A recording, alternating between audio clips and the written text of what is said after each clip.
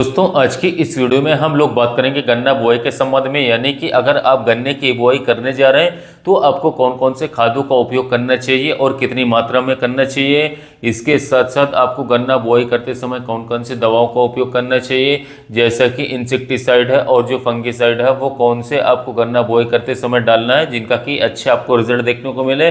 तो इसके बारे में किसान भाइयों आपको इस वीडियो के माध्यम से जानकारी दी जाएगी। इससे पहले आप हमारे कृषि मित्र चैनल पर नए आए हो तो कृपया हमारे चैनल को किसान भाइयों आप सब्सक्राइब करना मत भूलिएगा। किसान भाइयों आपको आखिरी जुताई के पहले जो गोबर की सड़ी हुई खाद होती है वो आपको भरपूर मात्रा में अपने खेत में देनी है। तकरीबन आपको 3 से 4 ट्रॉली साथियों 1 एकड़ में डालना है।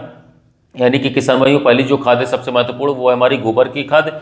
इसके बाद भी आपको जितने भी किसान साथियों रासायनिक खादें वो डालनी है। सबसे ज़्यादा जो आपके लिए खेत के लिए जरूरी है वो होती है गोबर की सड़ी हुई खाद, जो कि किसान भाइयों आपके जो भूमि में लाभदायक जीवाणु होते हैं उनको किसान भाइयों भोजन प्रदान करवाता है, जिससे कि आपकी जो फसल है साथियों वो भी अच्छी होती है। और इसके साथ साथ साथियों जो रासायनिक खाद आप डालेंगे वो भी आपकी फसल में साथियों अच्छी मात्रा में लगेगी, क्योंकि उनको सॉल्युबल फॉर्म में हमारे जो मिट्टी में जो जीवाणु होते हैं वो भी साथियों पौधे की जड़ों तक पहुंचाते हैं। इसके बाद में दोस्तों हम बात करेंगे रासायनिक खादों के बारे में। तो इसमें जो पहली खाद आप लोगों को डालना है वो डालना है एनपीके या फिर डीएपी, दोनों में से किसी भी एक को आपको उपयोग करना होगा। और इसकी जो मात्रा के बारे में बात करें तो तकरीबन आपको 50 से 60 किलोग्राम या तो डीएपी या फिर एनपीके आप लोगों को साथियों 1 एकड़ में डालनी है।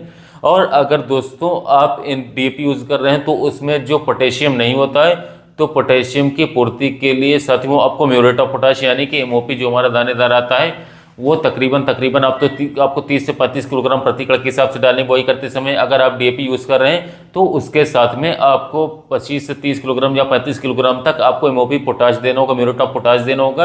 आप पोटेशियम की पूर्ति कर सकते हैं। इसके बाद में बात करें दूसरे खाद के बारे में जो कि आपको गन्ना बुआई करते समय डालनी चाहिए, आवश्यक रहता है। इसका नाम है सल्फर। सल्फर तकरीबन आप लोग को 4 से 5 किलोग्राम प्रति एकड़ के हिसाब से साथियों गन्ना बुआई करते समय डालना चाहिए, क्योंकि जो सल्फर होती है एक तो ये फंगिसाइड का काम करती है, एक्रिसाइड का काम कर सकती है। यानी कि जब आप गन्ने के टुकड़े ज़मीन में बोएंगे तो शुरुआती स्टेज में फंगस का जो आक्रमण है गन्ने में अधिक होता है, जिससे कि आपका जो जमाव है साथियों प्रभावित हो जाएगा।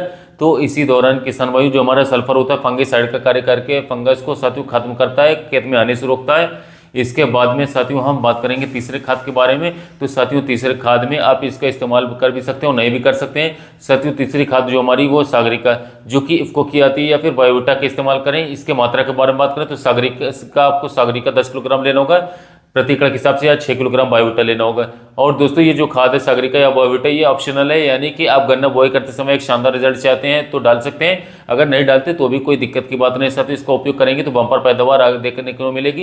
या फिर पहली सिंचाई या दूसरी सिंचाई के समय भी किसी को उपयोग कर सकते हैं। यानी कि 2 खादें जो मैंने आपको बताई थी एनपीके डीएपी में से किसी भी एक को, और किसान भाई जो दूसरी खाद थी वो सल्फर, दोनों खादों को साथियों को गन्ना बुआई करते समय साथियों अवश्य डालना चाहिए। इसके बाद में साथियों अगर हम लोग बात करें कि आपको गन्ना बुआई करते समय कौन कौन से जो फंगिसाइड हैं और इंसेक्टिसाइड लगाने चाहिए, तो सबसे पहले हम लोग बात करते हैं साथियों फंगिसाइड के बारे में। तो साथियों आप लोगों को जो गन्ना बीज है उसको जो शोधन है साथियों आपको अवश्य करना चाहिए। उसके लिए साथियों आप लोग कार्बेंडाजिम या फिर साथियों थाइफ्यूरिन मिथाइल जो हमारा आता है साथियों 70% डब्ल्यूपी वाला वेटेबल पाउडर वाला, इसका आप इस्तेमाल कर सकते हैं। ये साथियों आपको बाजार में अलग अलग नामों से मिलेगा, जैसे कि वाइस्टार्ट का रोको आता है या प्रिजर्व नाम से आता है, इसके नाम से साथियों बाजार में आसानी से मिल जाएगा। अगर हम लोग बात करें इनकी मात्रा के बारे में तो तकरीबन साथियों आपको 2.5 से 3 ग्राम प्रति लीटर के हिसाब से साथियों मिला करके आप लोगों को जो आप गन्ने के टुकड़े मोए साथियों उनके कूड़ों पर साथियों आप लोगों को इस फंगिसाइड का स्प्रे कर देना है। इसके बाद बात करते हैं कीटनाशकों के बारे में जो कि आपको गन्ना बुआई करते समय डालने चाहिए, जिससे कि किसान भाइयों आपके खेत में दीमक, टर्माइट्स या फिर व्हाइट ग्रब्स का जो अटैक है साथियों आपके खेत में बिल्कुल भी ना आए, बिल्कुल भी ना लगे। तो इसके लिए आपको बहुत सारे बाजार में साथियों इंसेक्टिसाइड अच्छे खासे मिल जाएंगे, जिनका आप उपयोग अपने गन्ना की बुआई करते समय उपयोग कर सकते हैं। जैसे कि साथियों जो रीजेंट अल्ट्रा है साथियों इसे भी आप डाल सकते हैं। इसके स्थान पर आप महावीर जीआर डाल सकते हैं, आप कार्टा बेटोक्लोराइड डाल देंगे वो भी अच्छा। फर्टियरा भी उपयोग कर सकते हैं, या फिर वर्टागो का इस्तेमाल कर सकते हैं, लेसेंटा का उपयोग कर सकते हैं। बात करें मात्रा के बारे में तो इनको 7 से 8 किलोग्राम प्रति एकड़ के हिसाब से दानेदार इंसेक्टिसाइड का उपयोग करना होगा गन्ना बुआई करते समय। साथियों ये थी जानकारी गन्ना बुआई करते समय साथियों इंसेक्टिसाइड के बारे में।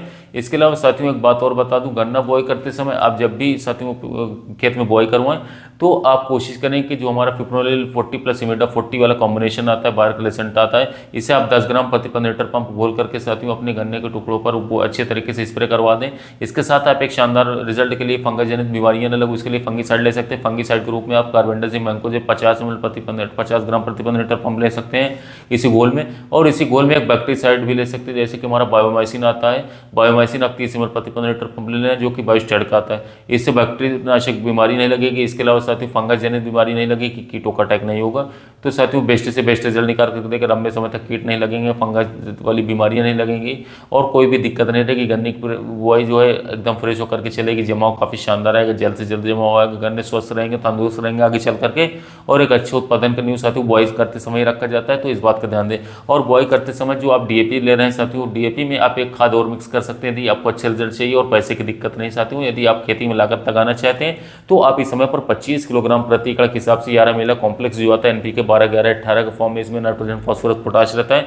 इसके अलावा सल्फर, मैग्नीशियम और कॉपर सभी प्रकार के मुख्य पोषक तत्व, सूक्ष्म पोषक तत्व रहते हैं कॉम्प्लेक्स के अंदर, जो कि काफ़ी अच्छे रिजल्ट दिखाते हैं। शुरुआती समय में पौधों को सभी प्रकार के पोषक तत्वों की पूर्ति करवाते हैं और फसल हमारी स्वस्थ रहती है कि अच्छे उत्पादन आगे चल करके निकालवाती है। कल्लोक फुटाव शुरुआती समय में 11 मिला कॉम्प्लेक्स के उपयोग से बहुत बेस्ट रिजल्ट निकाल करके आता है। तो बुआई करते समय खाद के बारे में बात करें तो आप 50 से 60 किलोग्राम डीएपी ले लें 1 एकड़ में। इसके साथ आप साथियों ह्यूमिक एसिड 98% वाला 2 किलोग्राम प्रति एकड़ ले लें। इसी के साथ आप ये लोग 11 मिला कॉम्प्लेक्स 25 किलोग्राम प्रति एकड़, इन तीनों को अच्छी तरीके से मिक्स करवा के यदि बिखराव करवा के खेत में साथियों गन्ने की बुआई करवा देते हैं तो 100% छोटी के साथ कर दो। जितने भी आपके इलाके में गन्ने की फसल लगी हुई उनसे तंदुरुस्त होकर के आपकी गन्ने की फसल चलेगी, रोग बीमारी काफ़ी कम देखने को मिलेगी और एक शानदार कल्लों को फुटा होगा, बढ़वार काफ़ी अच्छी तरीके से करेगी। 100% छोटी के साथ कर दो। यदि आप इतनी खाद दे लेते हैं तो आपको उत्पादन भी आगे आने वाले समय में काफ़ी अच्छे गन्ने की फसल से देखने को मिलेगा। तो यह साथियों गन्ने की फसल में बुआई के बारे में जानकारी, वीडियो अच्छा लगा तो चैनल को सब्सक्राइब कीजिए, वीडियो को लाइक कीजिएगा। मिलते हैं नए वीडियो में नए टॉपिक के